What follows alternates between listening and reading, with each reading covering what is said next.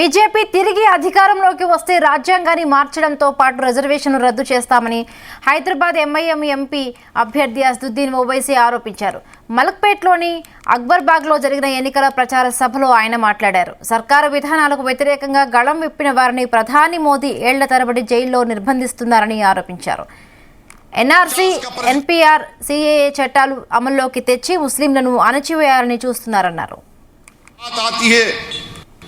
वजीर आजम बोल रहे कि रिजर्वेशन खत्म कर दूंगा मैं, अमित शाह बोल रहे रिजर्वेशन खत्म कर दूंगा मैं, बोल रहे मजहब के नाम पर रिजर्वेशन नहीं मिलना चाहिए.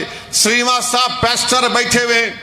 इस मुल्क में दलित मुसलमान, दलित क्रिश्चियन का एक मसला है. 1950 का प्रेसिडेंशियल ऑर्डर क्या है बोलो नरेंद्र मोदी? क्या वो रिलीजन की बुनियाद पर नहीं है रिलीजन की बुनियाद पर. रिलीजन की बुनियाद पे नहीं होना चाहिए. अरे अगर तेलंगाना में रिजर्वेशन मुसलमानों को मिल रहा है तो रिलीजन के नाम पर नहीं मिल रहा है, बल्कि मुसलमानों में जो कास्ट है, कृष्णन की रिपोर्ट है, उसकी बुनियाद पर मिल रहा है. बाज मुसलमानों को नहीं मिलता क्योंकि उस कास्ट में नहीं आते. मगर अमित शाह आकर बोल रहे हैं, नरेंद्र मोदी बोल रहे रिजर्वेशन निकाल देंगे. क्यों निकालेंगे?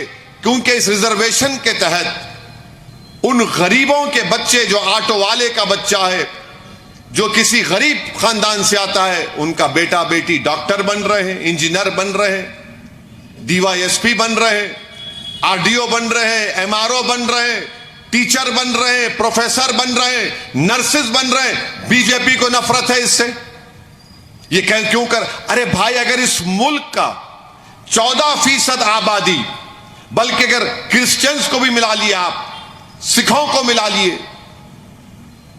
20% की आबादी है माइनॉरिटीज की. अगर वो कमजोर रहेंगे कैसे होगा बताइए आप. मोदी बोलते विश्वागिरु विश्वागिरु. क्या विश्वागिरु? आप जब अक़लियतों के तरक्की के मौक़ों को खत्म करके रखना चाहते हैं, उनको आप ऊपर उठता हुआ नहीं देखना चाहते, आप उनको गरीबी और मुफलिसी में रखना चाहते हैं, तो मेरे अजीज दोस्तों और बुजुर्गों, ये इसके लिए भी आपको वोट देना पड़ेगा 13 मई के दिन निकलकर. एक ताकतवर वर्डिक्ट और फैसला आपको देना है अपने वोट के जरिए. आप पूछ लीजिए, कई ऐसे जगह पर भारत में, मुल्क में ईसाइयों पर हमले होते हैं.